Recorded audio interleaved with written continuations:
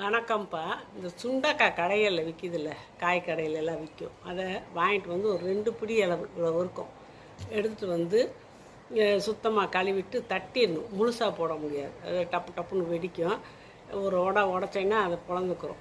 அப்படி அதை ஒரு கடாயில், இரும்பு கடாயில் ஒரு ஸ்பூன் இல்லாட்டி அரை ஸ்பூன் கூட போதும் நெய், அதை விட்டு வதக்கணும். வதக்கிட்டு இருக்கும்போதே தேவையான அளவு உப்பு, மஞ்சத்தூள், மிளகுத்தூள் 2 சிட்டிகை, மஞ்சத்தூள் சும்மா ஒரு சிட்டியை போட்டால் போதும். போட்டு வதக்கணும். ரொம்ப சுருள வதக்கணும் இல்லை, அது வேகிற அளவுக்கு. அந்த பச்சையாக இருக்கிறது வந்து வெள்ளையாக வர வரைக்கும். வெள்ளையாக வந்தாலே அது வதங்குதுன்னு அர்த்தம். அப்படி கொஞ்சம் மெதுவாக இருக்கும் சாப்பிட்டா. அப்படி வதக்கி எடுத்து நீங்கள் டெய்லி கூட ஒரு நேரம், உங்களுக்கு எந்த நேரம்னாலும் சாப்பிட்லாம். காலையில் தான் சாப்பிட்ணும், மத்தியானம் தான் சாப்பிட்ணும், இல்லை சாப்பாடு கூட தொட்டுக்கூற கூட வச்சு நீங்கள் சாப்பிட்லாம். அப்படி சாப்பிட்டிங்கன்னா உங்களுக்கு ரத்தத்தில் இருக்க சர்க்கரை அளவு குறையும், கட்டுப்பாட்டில் இருக்கும்.